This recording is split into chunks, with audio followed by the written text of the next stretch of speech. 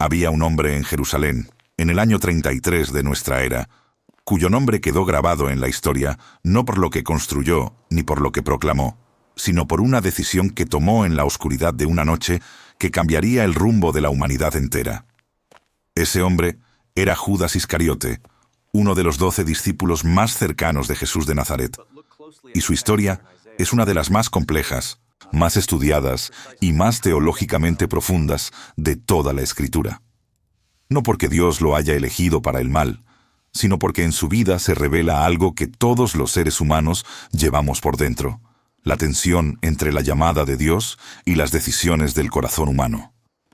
Antes de hablar de quién fue Judas, es necesario entender el mundo en el que vivió. El año 33 de por Cristo. Era un tiempo de enorme tensión política y religiosa en la región de Judea.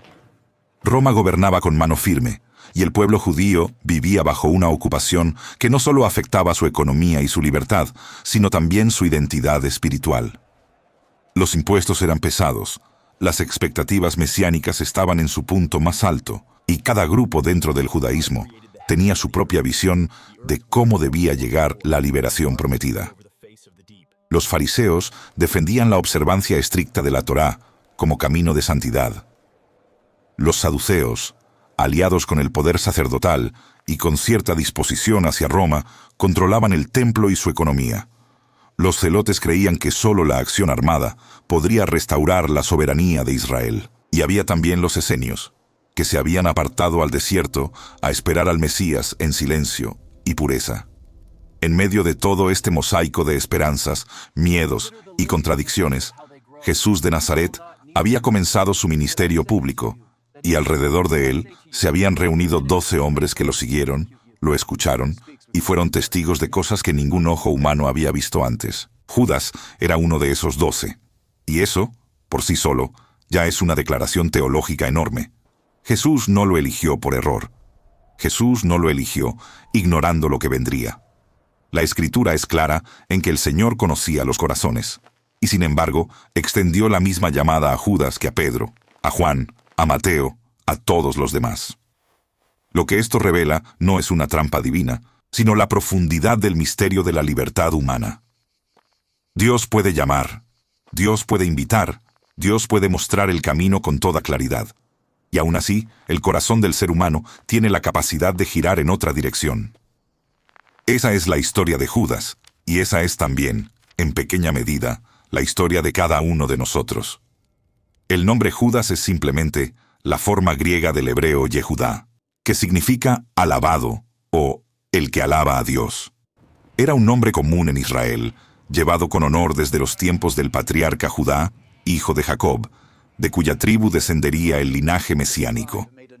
El apellido Iscariote ha generado mucho debate entre los estudiosos a lo largo de los siglos, pero la explicación más sólida y más aceptada por la investigación histórica es que proviene del hebreo Ish Keriot, que significa hombre de Keriot.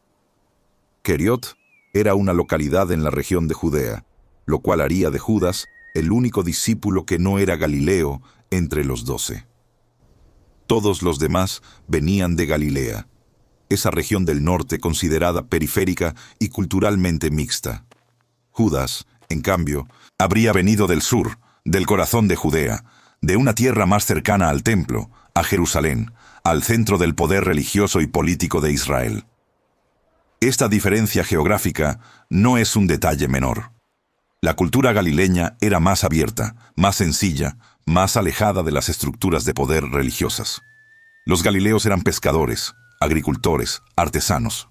Los judeos, en cambio, estaban más inmersos en las dinámicas del sistema del templo, en los debates teológicos de las escuelas rabínicas de Jerusalén, en la política religiosa que rodeaba al Sanedrín. Si Judas venía de ese mundo, su perspectiva sobre quién debía ser el Mesías y qué debía hacer estaba inevitablemente moldeada por ese contexto. La pregunta que acompaña toda la vida de Judas es si entendió alguna vez que el reino que Jesús vino a traer no era un reino político, sino un reino de transformación interior, de gracia, de reconciliación entre Dios y la humanidad. El momento en que Judas entró en la historia del Evangelio es cuando Jesús lo llamó a ser parte de los 12. El Evangelio de Lucas registra que antes de elegir a sus discípulos, Jesús pasó la noche entera en oración en el monte. Lucas 6, 12-13 dice lo siguiente: En aquellos días Jesús fue al monte a orar, y pasó la noche orando a Dios. Y cuando era de día, llamó a sus discípulos y escogió a 12 de ellos, a los cuales también llamó apóstoles. Judas estaba en esa lista. Fue elegido después de una noche entera de oración. No fue un accidente, no fue una distracción, no fue un error. Judas fue llamado con plena conciencia, con la misma dignidad que todos los demás, y recibió la misma comisión apostólica: predicar el Evangelio del reino, sanar a los enfermos, anunciar que Dios estaba obrando en el mundo de una manera completamente nueva.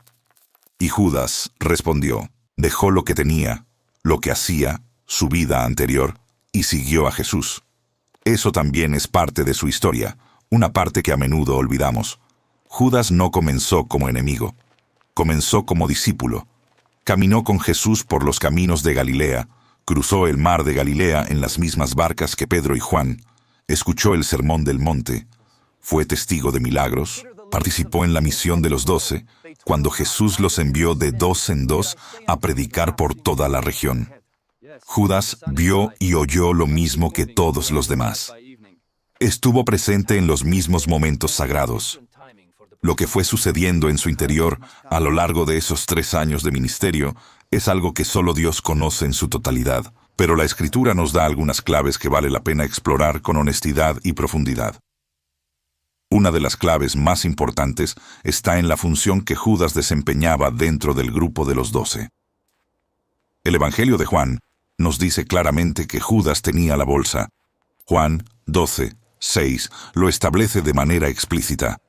Pero dijo esto, no porque se cuidara de los pobres, sino porque era ladrón, y teniendo la bolsa, sustraía de lo que se echaba en ella. Esta referencia aparece en el contexto de la unción de Jesús en Betania, cuando María derramó un perfume de gran valor sobre los pies del Señor, y Judas protestó, argumentando que ese dinero podría haberse dado a los pobres. La respuesta de Juan revela que la protesta de Judas no nacía de una preocupación genuina por los necesitados, sino de un patrón de comportamiento que ya se había establecido. Judas administraba los recursos del grupo y los usaba para sí mismo. Este detalle es extraordinariamente revelador, no porque nos permita condenar a Judas, sino porque nos muestra algo sobre la naturaleza del pecado. Rara vez comienza con una gran traición. Comienza con pequeñas decisiones, con pequeñas desviaciones, con pequeñas justificaciones. Alguien que lleva la bolsa de un grupo itinerante tiene acceso constante a recursos, y cada pequeño desvío parece insignificante en el momento. Pero con el tiempo, esa práctica forma el carácter, afina ciertos reflejos morales y embota otros, y crea una disposición interior que hace cada vez más difícil responder con generosidad, y cada vez más fácil responder con cálculo. Judas, mientras caminaba junto a Jesús, mientras escuchaba enseñanzas sobre el tesoro del corazón, sobre la imposibilidad de servir a 2 señores a la vez, sobre la trampa de las riquezas, estaba al mismo tiempo sosteniendo una práctica contraria a todo eso. Y esa contradicción interna, sostenida durante años, fue creando en él una grieta que eventualmente se haría enorme. Pero hay algo más en la historia de Judas que va más allá de la codicia. Para entenderlo, hay que entender el contexto mesiánico en el que vivían todos los discípulos. En el siglo I, la expectativa del Mesías en Israel estaba profundamente cargada de contenido político y nacional. La mayoría del pueblo esperaba un rey como David, un libertador que reuniera a Israel, que restaurara la soberanía del pueblo de Dios, que expulsara a los ocupantes romanos y estableciera un reino justo y poderoso en Jerusalén. Incluso los discípulos más cercanos a Jesús, los que vivieron con él durante 3 años, todavía preguntaban, incluso después de la resurrección, según Hechos 1, 6, «Señor, ¿restaurarás el reino a Israel en este tiempo?» Si esa expectativa persistía en Pedro y en los demás, incluso después de todo lo que habían vivido, es razonable pensar que Judas también la compartía. Quizás con más intensidad, quizás con más urgencia. Algunos estudiosos han propuesto que la traición de Judas No fue motivada principalmente por el dinero, sino por la frustración ante lo que percibía como una demora inexplicable en el cumplimiento de lo que él esperaba. Desde esta perspectiva, Judas podría haber entregado a Jesús a las autoridades no para destruirlo, sino para forzar una situación en la que Jesús se viera obligado a actuar con poder, a revelar su poder mesiánico de manera definitiva, a liderar la revolución que Judas y muchos otros esperaban. Si esto fue así, entonces Judas malentendió radicalmente la naturaleza del reino que Jesús vino a traer. Confundió el poder de Dios con el poder humano. Confundió la gloria del sacrificio redentor con la gloria de la victoria militar. Y esa confusión, profundamente arraigada, fue el terreno en el que creció su decisión final. Esta interpretación no está confirmada con certeza absoluta por los textos, y es importante presentarla como lo que es: una posibilidad teológicamente coherente, no una verdad establecida. Lo que sí está firmemente establecido por los evangelios es la secuencia de eventos que llevaron a la noche de la entrega. El Evangelio de Mateo, en el capítulo 26, registra que fue Judas quien tomó la iniciativa de acercarse a los principales sacerdotes. Mateo 26, 14, 15 dice: Entonces, uno de los 12, que se llamaba Judas Iscariote, fue a los principales sacerdotes y les dijo: ¿Qué me queréis dar? Y yo os lo entregaré. Y ellos le asignaron 30 piezas de plata. No fueron los sacerdotes quienes buscaron a Judas. Fue Judas quien fue a ellos. Eso es significativo. La iniciativa fue suya. La propuesta fue suya. El proceso comenzó desde dentro del círculo más íntimo del Señor. Las 30 piezas de plata son un detalle que merece atención especial, porque su significado no era neutro en el contexto cultural e histórico de Israel. 30 siclos de plata era el precio que la ley de Moisés establecía como compensación por la vida de un esclavo, según Éxodo 21:32. Más aún, el profeta Zacarías había escrito siglos antes, en Zacarías 11, 12, 13, una imagen profética extraordinariamente precisa. Y les dije: si os parece bien, dadme mi salario, y si no, dejadlo. Y pesaron por mi salario 30 piezas de plata. Y me dijo Jehová: échalo al tesoro, hermoso precio con que me han apreciado. Y tomé las 30 piezas de plata, y las eché en la casa de Jehová al tesoro.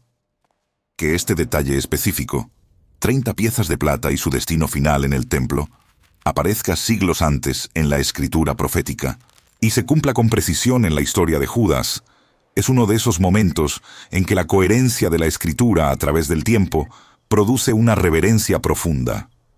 No porque sea una trampa, sino porque revela que Dios ve el futuro con la misma claridad con que ve el presente, y que incluso los actos de desobediencia humana son incorporados dentro de su propósito soberano sin que Dios sea el autor del mal.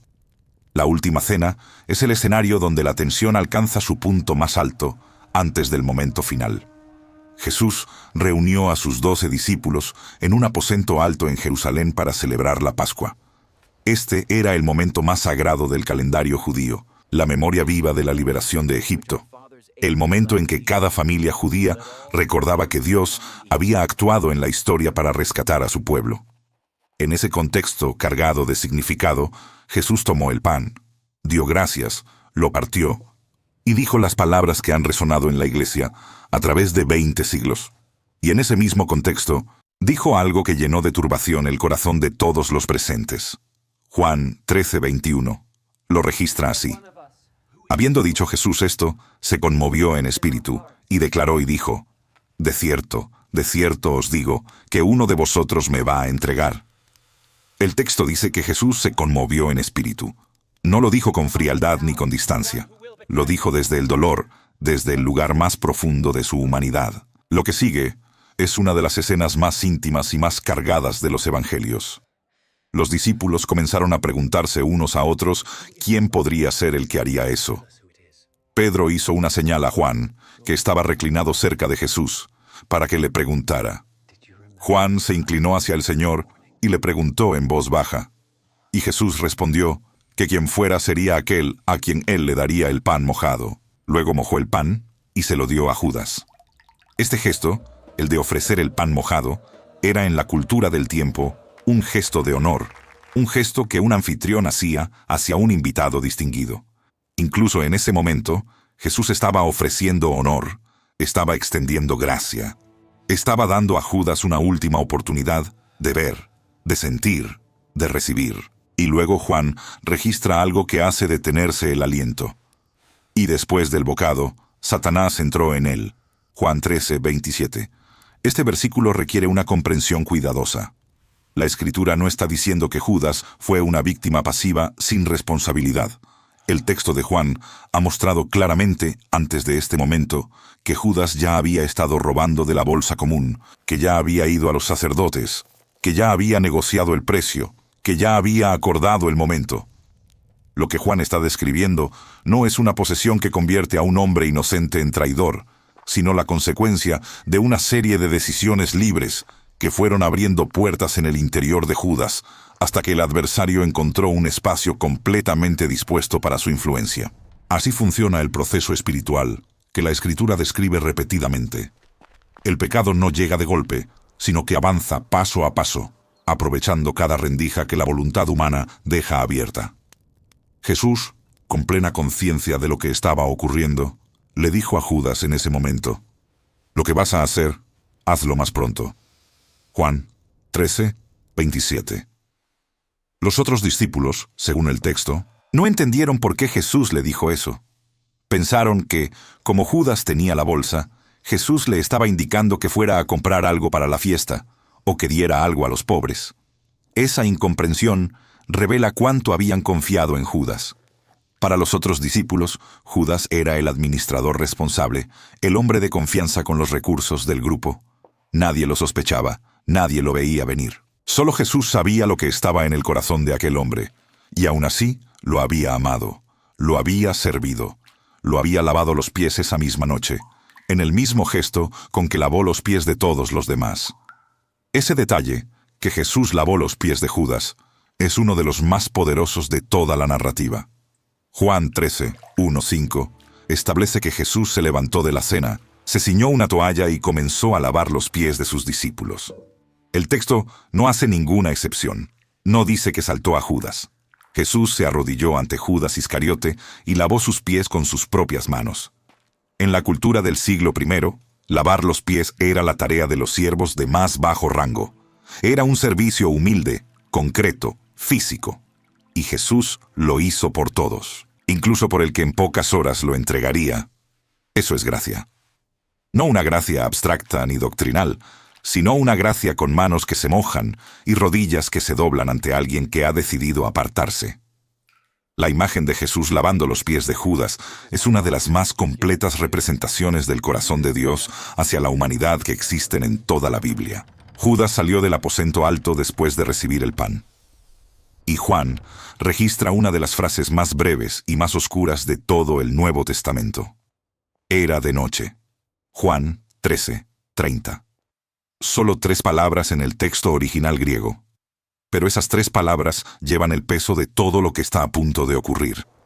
No es solo una información meteorológica, es una declaración teológica. Judas salió a la noche, no solo a la oscuridad del cielo de Jerusalén, sino a algo más profundo, más espiritual, más definitivo.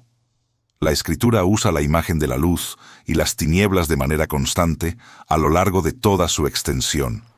Y aquí Juan la usa con una economía de palabras que es devastadora en su precisión. Mientras tanto, Jesús continuó con sus discípulos. Habló de muchas cosas en ese aposento alto, palabras que Juan preservó con extraordinario cuidado en los capítulos 13 al 17 de su Evangelio. Habló de la mansión que estaba preparando para ellos. Habló del Espíritu Santo que vendría a consolarlos y a guiarlos. Habló de la vid y los pámpanos. Habló del amor como mandamiento central. Oró por ellos y por todos los que creerían en el futuro a través de su testimonio. Fue una conversación de despedida de una profundidad y una ternura que no tiene paralelo en ningún texto de la historia humana. Y mientras Jesús hablaba esas palabras, Judas ya estaba en movimiento, cumpliendo lo que había acordado. El huerto de Getsemaní era un lugar conocido por los discípulos. Juan 18:2 dice expresamente que Jesús muchas veces se había reunido allí con sus discípulos. Era, por tanto, un lugar de encuentro habitual, un lugar de oración, un lugar de retiro. Judas sabía exactamente dónde encontrar a Jesús porque lo había acompañado allí antes. Esa familiaridad, ese conocimiento nacido de la intimidad compartida, fue lo que Judas usó para guiar a los que venían a aprehender a Jesús. La señal acordada era un beso. En la cultura del Medio Oriente antiguo, el beso en la mejilla era un saludo de afecto y respeto entre amigos, entre maestro y discípulo. Era la señal más íntima que existía en el lenguaje social del tiempo, la expresión física de la cercanía y la confianza. Que Judas haya elegido esa señal específicamente como el método de identificación es algo que la Iglesia ha meditado durante 2000 años y que sigue produciendo una respuesta emocional y espiritual que no se agota con el tiempo. Mateo 26, 49-50 registra el momento así. Y enseguida se acercó a Jesús y dijo, «Salve, Maestro», y le besó. Y Jesús le dijo, «Amigo, ¿a qué vienes?». En algunos textos griegos, la palabra que Mateo usa para el beso de Judas no es simplemente el verbo estándar para besar, sino una forma intensificada que puede sugerir un beso repetido o enfatizado. Como si la señal acordada hubiera sido dada con énfasis, con determinación, con la fuerza de alguien que ha tomado una decisión y no quiere dudar en el momento de ejecutarla. Y Jesús, al recibirlo, lo llamó amigo. No con ironía, no con reproche amargo, sino con la misma palabra griega, etairos, que en el contexto de Mateo expresa una relación real, aunque asimétrica. Jesús lo seguía llamando dentro de la relación. Seguía ofreciendo apertura, seguía siendo quien era hasta el final. La pregunta, ¿a qué vienes?, es también teológicamente extraordinaria. Jesús sabía perfectamente a qué venía Judas. No era una pregunta de ignorancia, era una invitación final. Era como decir, mira lo que estás haciendo. Mira el momento en el que estás. Mira quién estás tocando con ese beso. Y decide todavía. Jesús hasta el último instante no actuó como si la historia de Judas estuviera cerrada. Dios no cierra las historias de los seres humanos antes de que ellos mismos las cierren. Esa es la libertad que Dios respeta, incluso cuando le cuesta. Incluso cuando lo que cuesta es el Hijo. Lo que ocurrió después de esa noche con Judas está registrado de manera escueta, pero profundamente significativa, en Mateo 27, 3, 5. El texto dice que cuando Judas vio que Jesús había sido condenado, fue presa del remordimiento y devolvió las 30 piezas de plata a los principales sacerdotes y a los ancianos. Mateo 27, 3, 4 dice, «Entonces Judas, el que le había entregado, viendo que era condenado, devolvió arrepentido las 30 piezas de plata a los principales sacerdotes y a los ancianos, diciendo, «Yo he pecado entregando sangre inocente». La respuesta de los sacerdotes fue fría y calculadora. «¿Qué nos importa a nosotros? Allá tú». Esas palabras revelan algo importante sobre los que usaron a Judas para sus propósitos. Nunca lo vieron como un aliado, lo vieron como un instrumento. Una vez usado, su arrepentimiento no les interesaba, su dolor no les concernía, su persona no tenía ningún valor para ellos. La palabra que Mateo usa para describir el estado interior de Judas en ese momento es metameleteis, que en griego indica un cambio de sentimiento, un pesar profundo, un reconocimiento de que algo estuvo mal. La Escritura usa otra palabra, metanoia, para describir el arrepentimiento que lleva a la transformación y a la vida. Los estudiosos han señalado esta distinción a lo largo de los siglos como algo significativo. Judas reconoció su error, sintió el peso de lo que había hecho, devolvió el dinero, pero ese reconocimiento, por genuino que fuera en su dimensión emocional, no se transformó en el tipo de vuelta que Pablo describe en 2 Corintios 7, 10, cuando dice, «Porque la tristeza que es según Dios produce arrepentimiento para salvación, de que no hay que arrepentirse. Pero la tristeza del mundo produce muerte». La diferencia entre estas dos tristezas no está en su intensidad, sino en su dirección. La tristeza según Dios mira hacia Dios, busca a Dios, corre hacia Dios, aunque se sienta indigna. La tristeza del mundo se vuelve sobre sí misma, se encierra en el propio fracaso, en la propia culpa, en la propia vergüenza. y no encuentra salida porque no busca al único que puede abrir una salida. Pedro también falló esa misma noche. Pedro negó a Jesús 3 veces, con juramentos, frente a una criada en el patio del sumo sacerdote. La diferencia entre Pedro y Judas no fue la gravedad de su falla. La diferencia fue hacia dónde miraron después. Pedro, cuando el gallo cantó y Jesús lo miró, lloró amargamente, pero siguió. Se quedó en el horizonte de la historia. Y cuando el Señor resucitado se apareció en el mar de Galilea, fue específicamente a Pedro a quien buscó. Fue a Pedro a quien preguntó 3 veces, ¿me amas?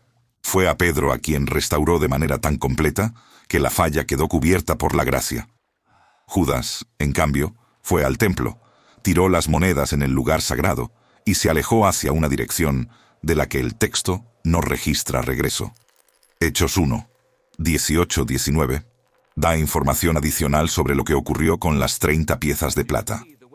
Los sacerdotes, después de recuperarlas del suelo del templo, decidieron que no era lícito echarlas en el tesoro sagrado porque eran precio de sangre. Así que compraron con ese dinero el campo de un alfarero, que se llamó desde entonces Campo de Sangre, en arameo Acéldama. Este dato geográfico es verificable. La tradición cristiana identificó tempranamente ese lugar en el valle de Hinnom, al sur de Jerusalén, y esa identificación se ha mantenido a lo largo de los siglos como parte de la memoria topográfica de la ciudad. El cumplimiento de la profecía de Zacarías en este detalle es de una precisión que resulta difícil de atribuir a la coincidencia. Zacarías había escrito sobre las 30 piezas de plata y sobre su destino en la casa de Jehová. Y ahora esas mismas 30 monedas, rechazadas por el tesoro del templo, precisamente por su naturaleza como precio de sangre, terminaron comprando una parcela de tierra. La escritura se cumple no solo en sus grandes líneas, sino en sus detalles más específicos. Eso ha llevado a creyentes en todas las generaciones a considerar la coherencia interna de la Biblia no como un accidente editorial, sino como evidencia de una autoría que trasciende el tiempo humano. Antes de continuar con la reflexión teológica más profunda sobre la vida de Judas, es importante detenerse en algo que a menudo se pasa por alto. La relación de Judas con Jesús durante los 3 años de ministerio no fue una relación de hostilidad, no fue una relación de distancia forzada. Judas estuvo presente en momentos que cambiaron la historia. Estuvo en la barca cuando Jesús calmó la tormenta, según los evangelios que registran la presencia de los 12 en esos momentos. Estuvo presente cuando Jesús alimentó a 5,000 personas con 5 panes y 2 peces en la orilla del lago. Estuvo presente en la transfiguración, según la narrativa de los evangelios sinópticos que registran a los 12 como testigos de ese periodo. Fue enviado junto con los otros en la misión de los 12, y el texto de Mateo 10 no hace ninguna excepción para Judas en la comisión que Jesús dio: predicar, sanar, anunciar el reino.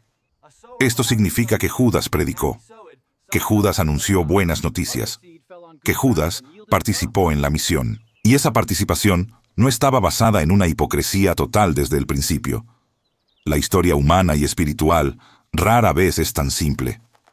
Es posible, y de hecho es teológicamente coherente, que Judas haya experimentado momentos reales de fe, de asombro, de genuina devoción durante esos 3 años. Y que, al mismo tiempo, en esa misma vida interior, hayan estado creciendo otras cosas. La codicia, la ambición, la expectativa frustrada, la incapacidad de entender el tipo de Mesías que Jesús era. Las personas no son planas. Llevan contradicciones, y a veces las contradicciones internas crecen durante años, visibles solo para Dios, hasta que una situación determinada las saca a la superficie de manera definitiva. Lo que resulta claro del relato evangélico es que Jesús nunca trató a Judas de manera diferente a los demás en términos de lo que le ofreció. La misma enseñanza, la misma misión, el mismo acceso, el mismo servicio del lavado de pies, el mismo pan de la última cena. La diferencia estuvo en lo que Judas hizo con todo eso. Y esa diferencia es el corazón de la advertencia espiritual más poderosa de su historia. No basta con estar cerca de Jesús en términos externos. No basta con conocer las palabras correctas, con estar en los lugares correctos, con participar en las actividades correctas. Lo que transforma una vida no es la proximidad geográfica ni la participación funcional, sino la entrega del corazón. En la historia de Judas hay también una advertencia específica sobre el dinero. No sobre la pobreza como virtud automática, sino sobre la relación que el corazón establece con las riquezas. Jesús habló de este tema más que de casi ningún otro durante su ministerio. Habló de él en el Sermón del Monte, cuando dijo que no se puede servir a Dios y a las riquezas. Habló de él en la parábola del sembrador, donde las riquezas son representadas como las espinas que ahogan la semilla del Evangelio antes de que pueda dar fruto. Habló de él cuando un joven rico se acercó a preguntarle sobre la vida eterna, y Jesús le pidió que vendiera todo y lo siguiera, y el joven se fue triste porque tenía muchas posesiones. Todas esas enseñanzas, Judas las escuchó. Todas esas enseñanzas las escuchó mientras llevaba la bolsa y sustraía de ella. El problema de Judas no era que tuviera dinero, era que el dinero tenía su corazón. Y cuando el corazón pertenece a algo que no es Dios, tarde o temprano, ese algo define las decisiones más importantes de la vida. Las 30 piezas de plata son el símbolo más conocido de esa realidad, pero el problema comenzó mucho antes, en los pequeños desvíos de la bolsa, en las pequeñas decisiones cotidianas donde Judas eligió repetidamente su propio beneficio sobre la integridad que su rol requería. Cada pequeña decisión preparó el terreno para la siguiente. Cada pequeño acto de deshonestidad abrió un poco más la puerta, hasta que llegó el momento en que la puerta estaba lo suficientemente abierta como para que entrara todo lo que entró. Antes de llegar a la reflexión más profunda sobre el significado de la historia de Judas para la fe cristiana, vale la pena explorar la manera en que los 4 evangelios presentan su figura y cómo esas presentaciones se complementan entre sí para dar una imagen más completa. El Evangelio de Marcos, generalmente considerado el más antiguo de los 4, introduce a Judas de manera muy concisa. Marcos 3:19. Simplemente lo llama Judas Iscariote, el que le entregó. Esa frase se convirtió en su identificación permanente en la memoria de la iglesia primitiva. No Judas el Galileo, ni Judas el administrador. Simplemente el que le entregó. Su acción más conocida se volvió su apellido espiritual en la tradición cristiana. El Evangelio de Mateo, escrito para una audiencia principalmente judía, presta especial atención al cumplimiento de las profecías del Antiguo Testamento en la historia de Judas. Mateo es el evangelio que cita explícitamente a Zacarías en relación con las 30 piezas de plata, aunque en el texto de Mateo 27:9. La referencia se atribuye a Jeremías, lo que ha generado debate entre los estudiosos durante siglos. La explicación más común es que en la tradición judía de ese período, el libro de Jeremías a veces encabezaba la colección de los profetas, y Mateo podría estar citando toda esa colección bajo el nombre del profeta que la iniciaba. Sea cual sea la explicación técnica, el punto teológico de Mateo es claro. Lo que ocurrió con Judas y las 30 monedas no fue un accidente histórico, sino el cumplimiento de lo que Dios había comunicado a través de sus profetas siglos antes. El Evangelio de Lucas y el libro de Hechos, escritos por el mismo autor, aportan su propia perspectiva. Lucas es el evangelio que registra con más detalle la oración de Jesús antes de elegir a los 12, lo que carga la elección de Judas con un peso teológico particular. Y Hechos añade información sobre lo que ocurrió con el campo comprado con las 30 monedas. El Evangelio de Juan, el más tardío de los 4 y el más teológicamente reflexivo, es el que más desarrolla la figura de Judas, incluyendo el dato sobre la bolsa, el relato de la unción en Betania con la respuesta de Judas, la escena del lavado de pies y la entrega del pan en la última cena. Juan es también el evangelio que más explícitamente conecta la entrada de Satanás con el momento del pan, y el que preserva las palabras de Jesús al referirse a Judas como el hijo de perdición en la oración del capítulo 17. Juan 17:12 dice: «Cuando estaba con ellos en el mundo, yo los guardaba en tu nombre. A los que me diste, yo los guardé, y ninguno de ellos se perdió, sino el hijo de perdición, para que la escritura se cumpliese». Esta frase, hijo de perdición, es una de las más debatidas en toda la teología cristiana. No significa que Judas fuera creado para perderse, sino que su condición al final del camino era la de quien había elegido el camino de la perdición. La misma expresión aparece en 2 Tesalonicenses 2:3 para describir al hombre de pecado de los últimos tiempos, lo cual no implica una identificación entre ambos, sino el uso de una expresión que describe una orientación espiritual definitiva hacia la separación de Dios. La cuestión de si Judas pudo haber sido perdonado si se hubiera vuelto a Jesús en ese momento final es una pregunta que la teología cristiana ha debatido durante siglos sin llegar a una respuesta unánime, y es sabio tratar esa pregunta con la misma humildad con que debemos tratar todo lo que la Escritura no revela con claridad. Lo que sí revela con claridad es que Dios no quiere la perdición de ninguno. 2 Pedro 3:9 dice que el Señor no quiere que ninguno perezca, sino que todos procedan al arrepentimiento. Y el mismo Jesús, en Juan 3:16, declaró que vino al mundo no para condenar, sino para salvar. Esa voluntad de Dios es universal. No hay nadie excluido de ella de antemano. La historia de Judas es la historia de alguien que, en sus últimos momentos registrados, reconoció el error, pero no dio el paso siguiente hacia la gracia. Y ese espacio entre el reconocimiento y la gracia es uno de los más terribles de la experiencia humana, y uno de los que más debería movernos a nunca dejar de correr hacia Dios cuando sentimos el peso de nuestros propios fallos. La figura de Judas ha generado fascinación en la cultura humana a lo largo de 2 milenios. Artistas, escritores, teólogos, filósofos y cineastas han regresado una y otra vez a su historia buscando explicaciones, interpretaciones, redenciones alternativas.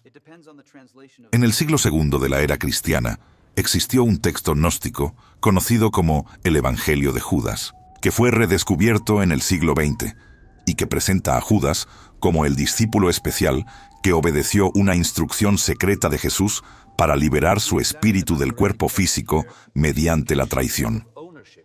Esta interpretación, que circuló en algunos círculos del siglo II, fue rechazada por la Iglesia cristiana desde sus inicios porque contradice radicalmente la teología de los 4 evangelios canónicos y toda la enseñanza apostólica sobre la naturaleza de la salvación. Es importante mencionarla no para confundir, sino para dejar claro que ese texto no representa la fe cristiana ni la enseñanza bíblica, y que su existencia como texto histórico gnóstico no le da ninguna autoridad teológica sobre la interpretación de la vida de Judas. Lo que los 4 evangelios canónicos presentan de manera consistente es una narrativa en la que Judas era un hombre real, con libre albedrío real, que tomó decisiones reales con consecuencias reales. No una marioneta, no un instrumento inconsciente, no un héroe gnóstico.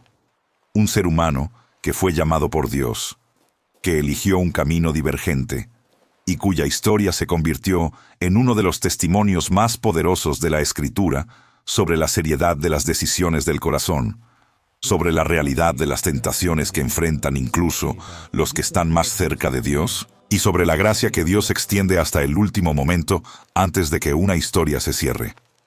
Para los creyentes de hoy, la historia de Judas no es simplemente un episodio del pasado, es un espejo. No porque todos estemos en peligro de traicionar a Jesús de la misma manera que lo hizo Judas, sino porque todos enfrentamos, en versiones más pequeñas y cotidianas, las mismas tensiones que él enfrentó. La tensión entre lo que Dios nos llama a hacer y lo que el mundo nos invita a elegir. La tensión entre la lealtad al reino y los intereses propios que compiten con esa lealtad. La tensión entre la honestidad que la gracia produce y las pequeñas concesiones que el corazón racionaliza como insignificantes. La historia de Judas nos pregunta, ¿qué estamos llevando en nuestra bolsa? ¿Qué es lo que administramos y cómo lo administramos? ¿Qué expectativas hemos puesto sobre Dios que podrían estar distorsionando nuestra capacidad de reconocerlo cuando se revela de maneras que no esperábamos? Hay también en la historia de Judas una reflexión profunda sobre la naturaleza de la comunidad cristiana. Los 12 compartieron todo durante 3 años. Comieron juntos, viajaron juntos, oraron juntos, ministraron juntos. Y ninguno, excepto Jesús, vio lo que estaba ocurriendo en el interior de Judas. Eso debería producir en todos los que forman parte de una comunidad de fe una humildad profunda y una actitud de cuidado mutuo. No porque tengamos que vivir con sospecha, sino porque debemos vivir con conciencia de que la vida interior de cada persona es un espacio sagrado que requiere atención, que requiere relaciones de confianza genuina, que requiere el tipo de honestidad que solo puede crecer en comunidades donde la gracia es más grande que el juicio. La iglesia primitiva, después de la ascensión de Jesús, tuvo que enfrentar la cuestión práctica de qué hacer con el lugar vacante que Judas había dejado entre los 12. Hechos 1, 15-26, registra la deliberación de la comunidad bajo el liderazgo de Pedro. La decisión fue reemplazar a Judas con alguien que hubiera acompañado al grupo desde el bautismo de Juan hasta la ascensión, alguien que pudiera ser testigo de la resurrección. Después de oración y del uso del sorteo, según la costumbre del tiempo para discernir la voluntad de Dios en decisiones importantes, Matías fue elegido. El lugar fue llenado. La comunidad siguió adelante. La historia de la gracia no se detiene ante la falla humana.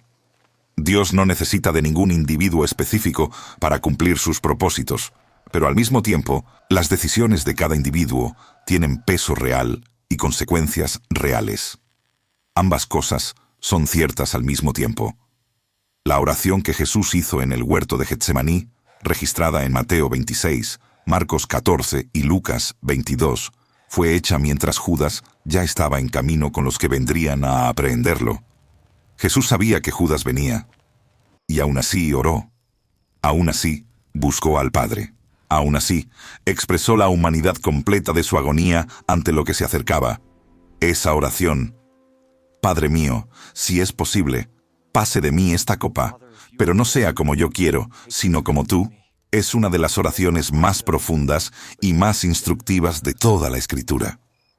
No solo por lo que revela sobre la humanidad de Jesús, sino porque fue orada en el mismo huerto al que Judas conocía el camino, en el mismo lugar al que Judas llegaría pocas horas después. La oración de Getsemaní y la llegada de Judas al mismo jardín son las dos realidades que coexisten en esa noche, y juntas revelan algo sobre la manera en que Dios trabaja en la historia. Jesús orando en un jardín, y la consecuencia de las decisiones de Judas, acercándose por el mismo camino. La pregunta que muchos creyentes llevan en el corazón cuando reflexionan sobre la historia de Judas es una que vale la pena nombrar con honestidad. ¿Podría haberle pasado a cualquiera de los otros 11? La respuesta honesta es que la posibilidad de fallar estaba presente en todos. Pedro lo demostró esa misma noche, aunque de manera diferente. Los 11 abandonaron a Jesús en el momento del arresto y huyeron, según Marcos 14:50. Ninguno estaba exento de la posibilidad de la falla. Lo que diferencia la historia de Pedro, de Juan, de los demás, no es que ellos fueran mejores seres humanos que Judas, en algún sentido fundamental. Es que después de la falla, siguieron en el horizonte de la gracia, permanecieron dentro del alcance de la restauración. Y cuando el Señor resucitado se manifestó, estaban allí para recibirlo. La distinción entre el arrepentimiento que lleva a la vida y el remordimiento que se cierra sobre sí mismo es una de las enseñanzas más prácticas y más urgentes que emerge de la historia de Judas.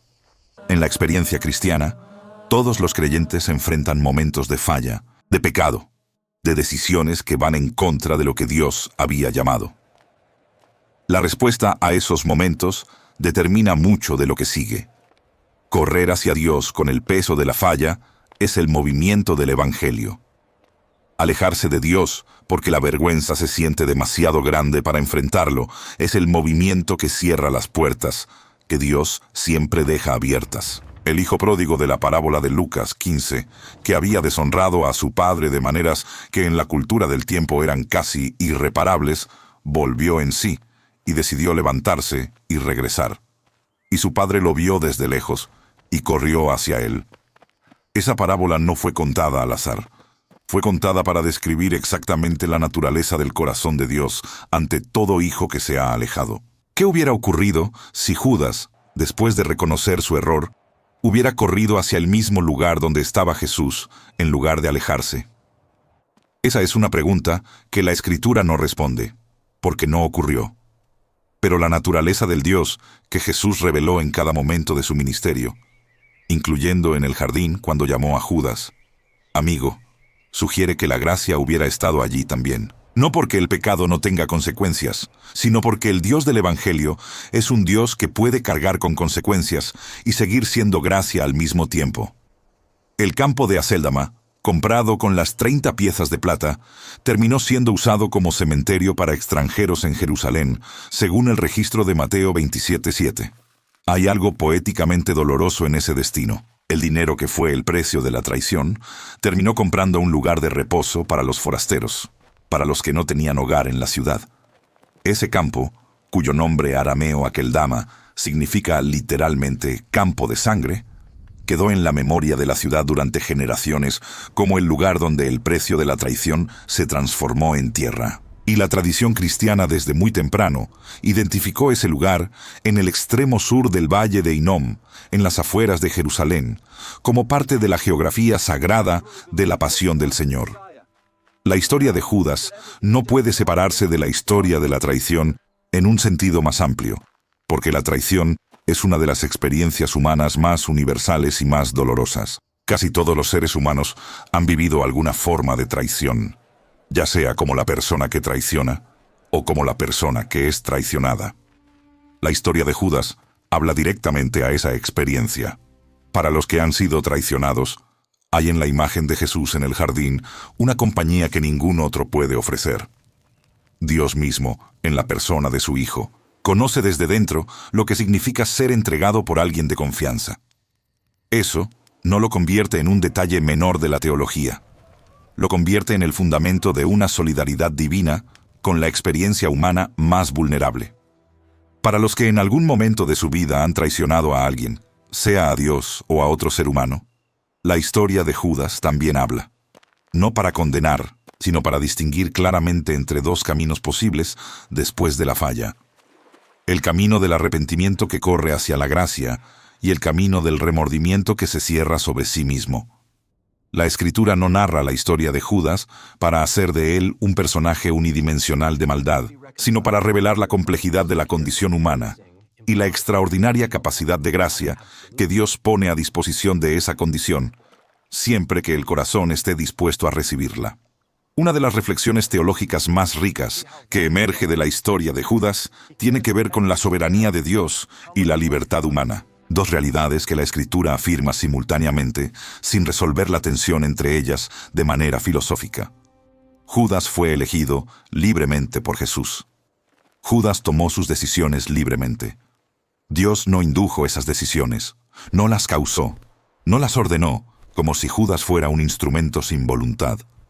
Y al mismo tiempo, el Dios que conoce el fin desde el principio, incorporó esas decisiones dentro de su propósito redentor más grande, de manera que incluso la traición de Judas terminó siendo no la victoria del adversario, sino el camino que llevó al sacrificio que hizo posible la salvación de la humanidad. Ese es el misterio de la providencia divina. Dios no es el autor del mal, pero es lo suficientemente grande como para no ser derrotado por él. Isaías 53 había descrito con siglos de anticipación a un siervo de Dios que sería entregado, que cargaría con el dolor de muchos, que sería contado entre los transgresores. Ese texto fue escrito aproximadamente 700 años antes del nacimiento de Jesús, y cada detalle de su cumplimiento, incluyendo la entrega, incluyendo el precio de 30 piezas de plata, incluyendo el rechazo de sus propios, tiene su lugar en la narrativa de esa noche en que Judas salió al aposento alto hacia la oscuridad de Jerusalén. La profecía no hizo inevitable las decisiones de Judas en el sentido de haberlas causado. Describió lo que Dios vio antes de que ocurriera, porque Dios ve el tiempo de manera diferente a como lo vemos nosotros. Esta perspectiva, la de la profecía cumplida, es especialmente significativa para la fe cristiana porque muestra que la historia de la salvación no fue improvisada. No fue una respuesta de emergencia ante un giro inesperado de los eventos. Fue parte de un plan que venía tejiéndose desde antes de la fundación del mundo, como dice Efesios 1:4, y que fue revelado progresivamente a través de los profetas, los salmos, la ley, la historia del pueblo de Israel, hasta llegar a su cumplimiento en la persona y la obra de Jesús. Judas fue parte de esa historia, no el héroe de ella, no el villano de una obra teatral cósmicamente predeterminada, sino un ser humano libre cuyas decisiones, dolorosas y equivocadas como fueron, ocurrieron dentro de un tiempo y un espacio donde Dios ya había preparado la respuesta antes de que el problema se planteara. Para los creyentes que viven en el siglo XXI, la historia de Judas Iscariote habla con una relevancia que no ha disminuido con el paso del tiempo. Vivimos en un mundo donde las presiones sobre el corazón son constantes y sofisticadas. Las tentaciones no siempre llegan de manera obvia. A veces llegan disfrazadas de razonabilidad, de pragmatismo, de una pequeña concesión que no parece importante. A veces llegan a través de expectativas sobre Dios que no están alineadas con lo que Dios realmente es. Expectativas que cuando no se cumplen de la manera que esperábamos generan una frustración que puede convertirse, si no se trabaja espiritualmente, en distancia, en resentimiento, en una disposición a ir en una dirección diferente a la que Dios señala. La pregunta que la historia de Judas hace a cada creyente hoy no es ¿eres tú, Judas?, en el sentido de identificarse con la traición más extrema. La pregunta es más sutil y más cercana.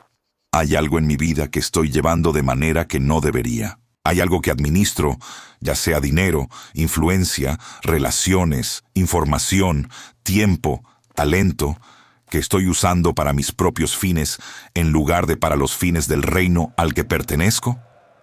¿Hay alguna expectativa sobre Dios que no ha sido cumplida según mis términos y que está generando en mí una distancia o un resentimiento que no he llevado a Dios honestamente? ¿Hay alguna pequeña decisión que sigo tomando que va en la dirección contraria a lo que sé que Dios me ha llamado a hacer y que me estoy diciéndome a mí mismo que no tiene importancia?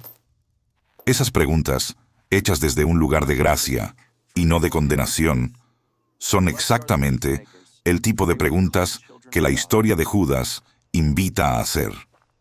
Porque la misma gracia que Jesús extendió hacia Judas en el jardín, la misma apertura con que lo llamó amigo en el momento más oscuro, sigue siendo la característica fundamental del corazón de Dios hacia cada ser humano que se acerca.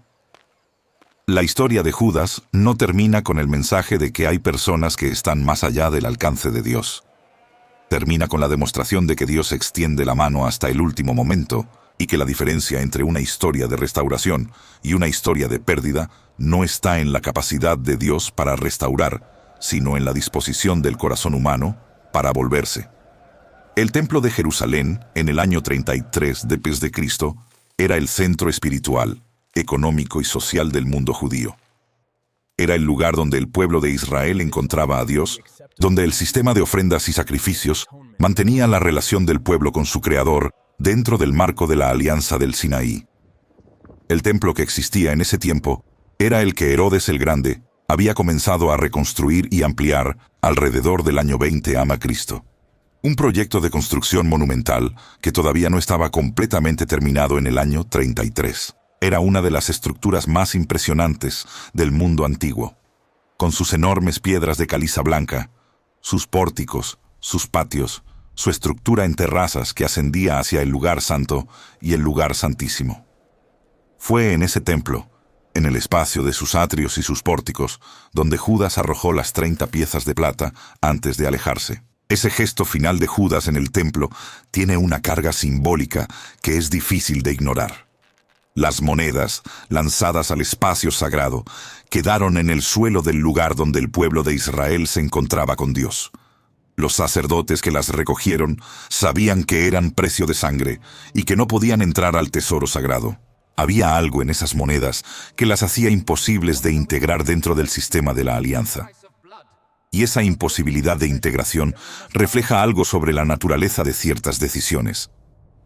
Hay actos que tienen consecuencias que no pueden simplemente ser reabsorbidas por el sistema como si no hubieran ocurrido. Las consecuencias son reales. Lo que se hace en la oscuridad tiene peso en la luz. Y sin embargo, El Evangelio cristiano afirma que incluso en esas consecuencias más graves, la gracia de Dios puede obrar. No eliminando mágicamente las consecuencias, sino transformando su significado dentro de una historia más grande. Las 30 monedas que no pudieron entrar al tesoro del templo terminaron comprando tierra para enterrar a forasteros. Eso no es un final glorioso en términos humanos, pero tiene algo de parábola. Incluso el dinero manchado, en manos de la providencia de Dios, terminó siendo un lugar de reposo para los que no tenían lugar. El Dios de la Escritura tiene esa manera de hacer surgir significado incluso de los lugares donde los seres humanos han dejado solo ruinas. Es también importante, en una reflexión honesta sobre la historia de Judas, reconocer lo que los evangelios no nos dicen. No nos dicen con certeza absoluta qué fue lo que finalmente determinó su decisión. No nos dicen si hubo un momento específico en que eligió definitivamente el camino de la traición, o si fue una acumulación gradual de pequeñas decisiones que fue cerrando poco a poco los espacios de retorno. No nos dicen cuánto peso tuvo la expectativa mesiánica frustrada en comparación con la codicia. No nos dicen si Judas amó a Jesús en algún nivel genuino durante esos 3 años y qué ocurrió con ese amor. La Escritura nos da los hechos externos, algunos indicadores del estado interior, y nos deja el espacio para reflexionar con humildad sobre lo que no podemos saber con certeza. Esa honestidad es parte de la integridad del texto bíblico. No pretende darnos una psicología completa de Judas, porque eso habría sido imposible para cualquier texto humano, y quizás innecesario para el propósito teológico que la historia cumple.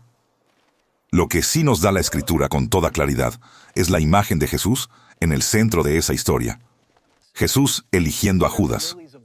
Jesús enseñando a Judas. Jesús lavando los pies de Judas. Jesús dándole el pan en la última cena. Jesús llamándolo amigo en el jardín. Jesús muriendo por los pecados de toda la humanidad, incluyendo al hombre que lo entregó. Esa es la imagen que domina la narrativa, y esa es la imagen que la Iglesia ha llevado en su corazón a través de los siglos como la descripción más completa del amor de Dios. Un amor que no se retira ante la traición. Un amor que ofrece gracia hasta el último momento. Un amor que muere y resucita precisamente para que nadie, absolutamente nadie, tenga que quedarse atrapado en el peso de sus propias decisiones más oscuras. El apóstol Pablo escribió en Romanos 5:8, una de las afirmaciones más absolutas del Nuevo Testamento sobre este amor. Mas Dios muestra su amor para con nosotros, en que siendo aún pecadores, Cristo murió por nosotros. No cuando ya éramos buenos, no cuando ya habíamos mejorado, no cuando ya habíamos demostrado que merecíamos ser amados, siendo aún pecadores. En ese estado de distancia, de falla, de decisiones equivocadas, Cristo murió. Esa verdad incluye a Judas en su alcance teológico, aunque Judas no eligió recibirla. Y esa misma verdad alcanza a cada persona que escucha o lee estas palabras hoy, independientemente de lo que haya en su historia personal, que se sienta demasiado pesado para ser perdonado. Una reflexión sobre Judas, que resulta particularmente útil para la vida espiritual, tiene que ver con el rol de la honestidad en la comunidad. Judas llevó durante años una práctica de deshonestidad sin que nadie lo supiera. Eso fue posible porque tenía el control de los recursos del grupo, porque la confianza que los demás tenían en él era alta, y porque probablemente había cultivado cuidadosamente una imagen externa que no correspondía a lo que ocurría en su interior. En las comunidades de fe de hoy, esa misma dinámica puede ocurrir. Las personas que llevan responsabilidades, que administran recursos, que tienen posiciones de confianza, enfrentan las mismas tentaciones que Judas enfrentó. Y la protección contra esas tentaciones no es solo el control externo o la supervisión institucional, aunque esas cosas también tienen su lugar, sino la cultura de la honestidad y la rendición de cuentas que el Evangelio produce cuando se vive de manera genuina. Una comunidad donde las personas pueden decir la verdad sobre su estado interior, donde la gracia es suficientemente grande como para recibir confesiones sin destruir a quien las hace, donde la responsabilidad se ejerce con amor en lugar de con juicio, Es una comunidad donde el tipo de proceso interno que llevó a Judas a donde llegó tiene muchas menos posibilidades de progresar sin que nadie lo note. La iglesia no puede ser perfecta porque está hecha de seres humanos, pero puede ser honesta. Y la honestidad, cuando está sostenida por la gracia, es una de las fuerzas más transformadoras que existen. La historia de Judas también invita a reflexionar sobre la manera en que miramos a los demás dentro de la comunidad de fe. Los 11 que vivieron con Judas durante 3 años no lo vieron venir. No lo reconocieron. Eso podría llevar a un extremo de sospecha paralizante, donde todos miran a todos con desconfianza, preguntándose quién podría ser el Judas del grupo. Pero ese no es el movimiento que el Evangelio sugiere. El movimiento que el Evangelio sugiere es el de la confianza acompañada de la oración, el de la apertura genuina en las relaciones, el de crear espacios donde las personas puedan ser conocidas realmente en lugar de solo en su superficie. Eso no garantiza que nadie fallará jamás, pero crea las condiciones en las que las fallas son más fáciles de enfrentar a tiempo, antes de que se conviertan en patrones irreversibles. La geografía de Judas, dentro de la narrativa evangélica, merece también una reflexión. Judas fue el único discípulo del sur, el único judeo entre galileos. No sabemos con certeza si eso creó en él algún sentido de diferencia o de no pertenencia dentro del grupo. Pero sí sabemos que la geografía de origen moldea la cultura, y la cultura moldea las expectativas.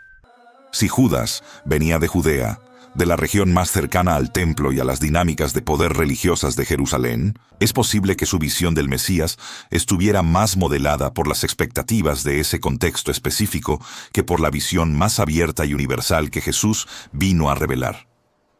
Los galileos eran vistos como periféricos, como culturalmente mixtos, como menos sofisticados en términos de observancia religiosa estricta. Judas, de haber venido del sur, habría estado más inmerso en el mundo del templo, de los sacerdotes, de las estructuras de poder que eventualmente usaría para su propósito. Esta observación no es una justificación de lo que Judas hizo, es simplemente el reconocimiento de que los seres humanos están formados por sus contextos, y que entender esos contextos ayuda a comprender, aunque nunca a excusar, las decisiones que las personas toman. La comprensión sin excusa es exactamente el tipo de mirada que el Evangelio invita a desarrollar hacia los demás.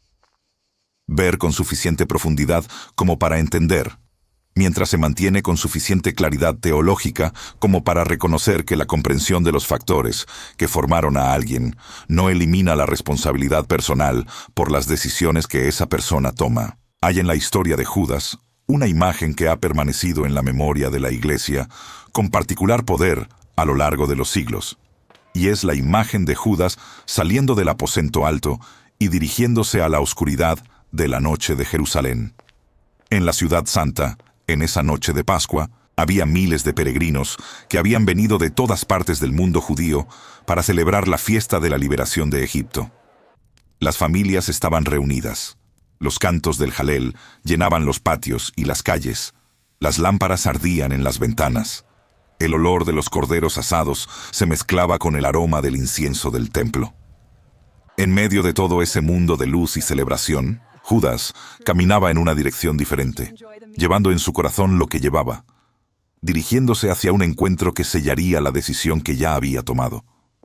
Esa imagen de alguien que camina en dirección contraria en medio de una fiesta de liberación es una de las más poderosamente simbólicas de toda la narrativa bíblica. La Pascua celebraba que Dios había rescatado a su pueblo de la esclavitud.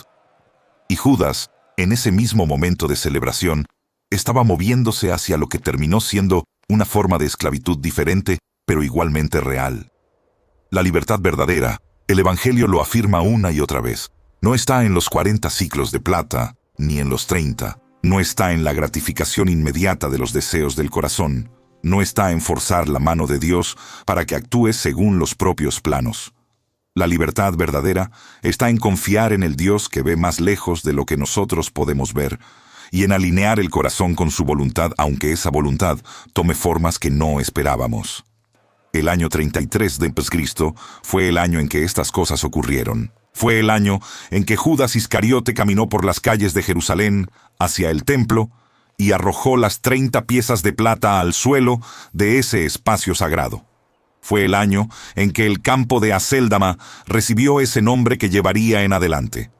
Fue el año en que Matías fue elegido para tomar el lugar que Judas había dejado vacante entre los 12. Y fue el año en que el Señor resucitado se apareció a sus discípulos, comisionó a la iglesia naciente a ir por todo el mundo y prometió que estaría con ellos hasta el fin de los tiempos. La historia de Judas, por oscura que sea en sus dimensiones más conocidas, ocurre dentro de un relato más grande que termina con resurrección, con gracia, con una misión que continúa hasta hoy. Esa misión es la razón por la que la historia de Judas todavía importa. No para alimentar el morbo, ni para celebrar la desgracia de alguien, sino porque en ella están grabadas algunas de las verdades más necesarias para la vida cristiana. La realidad del libre albedrío y de sus consecuencias, la universalidad de la gracia de Dios, la diferencia entre el remordimiento que se cierra y el arrepentimiento que se abre, la necesidad de honestidad en la vida interior, el peligro de construir expectativas sobre Dios que terminan distorsionando la capacidad de reconocerlo. Cada una de esas verdades, extraída del barro y la luz de la historia de Judas, tiene el poder de transformar vidas cuando es recibida con un corazón abierto. Me gustaría hacerte una pregunta antes de llegar al final de este recorrido. Cuando piensas en Judas Iscariote, ¿qué es lo primero que sientes? ¿Juicio? ¿Lástima? ¿Distancia? ¿O hay algo en su historia que resuena en tu propia experiencia de la vida espiritual? ¿Alguna tensión que reconoces? ¿Alguna lucha que entiendes mejor después de haberlo acompañado por estas páginas? Cuéntamelo en los comentarios. Me gustaría saber qué parte de esta historia tocó más profundo en ti. Porque la historia de Judas no es solo la historia de Judas. Es la historia de todos los que han estado cerca de la luz y han sentido el tirón de otras direcciones. Es la historia de todos los que han reconocido un error y han enfrentado la pregunta de hacia dónde ir después. Es la historia de todos los que han experimentado la tensión entre lo que Dios llama y lo que el propio corazón desea. Y dentro de esa historia, Jesús sigue siendo quien fue en el jardín. El que llama amigo, incluso en el momento más oscuro. El que ofrece la mano hasta el último segundo. El que murió y resucitó precisamente para que ninguna historia tenga que terminar en la oscuridad. 30 piezas de plata fue el precio que algunos pusieron sobre la lealtad de Judas. Pero el precio que Dios pagó por la redención de la humanidad entera, incluyendo a Judas, incluyendo a ti, incluyendo a mí, fue infinitamente mayor. No fue pagado con plata ni con oro. Fue pagado con el amor que no retrocede, con la gracia que no se agota, con la vida del Hijo que se entregó libremente para que todos los que se vuelven a Él encuentren exactamente lo que Judas tenía a su alcance en el jardín y no tomó, perdón completo, restauración real y la posibilidad de una historia que, a pesar de todo lo que fue, puede terminar en la luz. Si este recorrido por la historia de Judas Iscariote despertó algo en ti, si te hizo pensar, si te movió a reflexionar sobre tu propia vida espiritual y sobre la extraordinaria gracia del Dios que no se rinde ante la fragilidad humana, entonces comparte este video con alguien que también necesite escuchar que la puerta de la gracia sigue abierta, que Jesús sigue llamando amigo a los que otros han descartado, y que ninguna historia está cerrada mientras el corazón todavía late y la gracia de Dios todavía alcanza. Suscríbete al canal para seguir encontrando este tipo de contenido, porque hay mucho más por explorar juntos en las profundidades de la palabra de Dios.